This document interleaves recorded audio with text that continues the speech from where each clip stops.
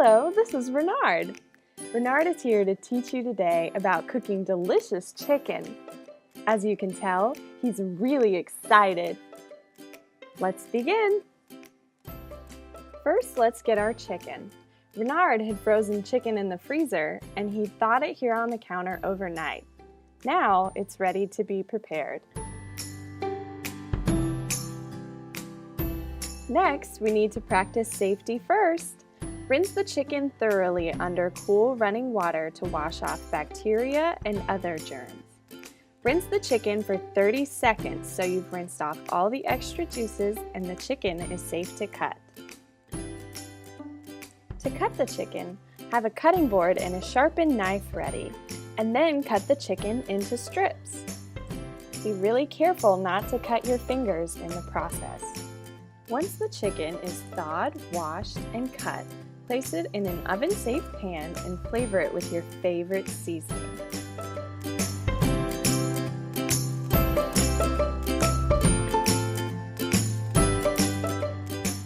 Preheat the oven to 350 degrees and place your chicken inside. We will cook it until it's firm, light, and juicy. Next, it's time to prepare the vegetables. To begin, gather a fresh onion and a knife. Cut the onion into nice pieces, being careful not to cut your fingers.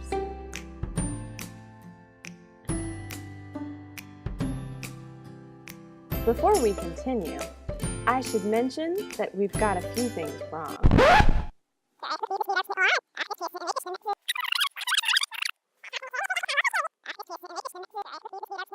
Can you spot all of Renard's mistakes? Foodborne illness can cause symptoms from an upset stomach to a trip to the emergency room.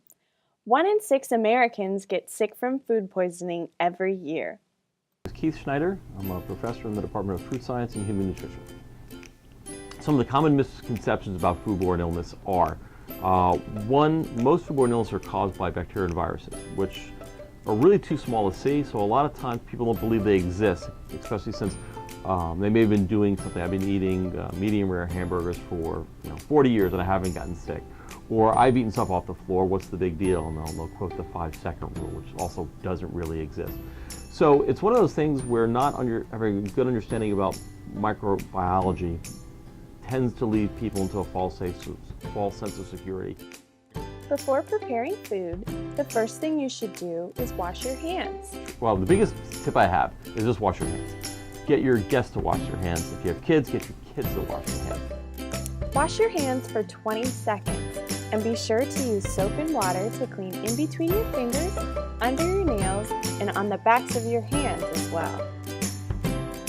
All produce items should be washed as well before cutting, even items with peels, rinds, and outer leaves, such as oranges or cabbage. Also, meat should not be left at room temperature to thaw. To thaw frozen meats, place the meat in the fridge within a day or 2 of cooking. To thaw meats a little faster, place the meat in a sealed Ziploc bag and let it sit in cold water, changing the water every half hour until the meat is thawed. One of the big things now is most people wash their turkeys off in the sink or the chickens in the sink before cooking them. Well, all you're really doing is, again, you're washing it off and spreading it all over your kitchen at that point. You're spraying it on your sink, you're spraying it on your countertops. I mean, you're going to be cooking the turkey anyway, so you're going to be killing it. So all you're really doing is you're saving them from being cooked alive and spreading them to the rest of your parts of your kitchen.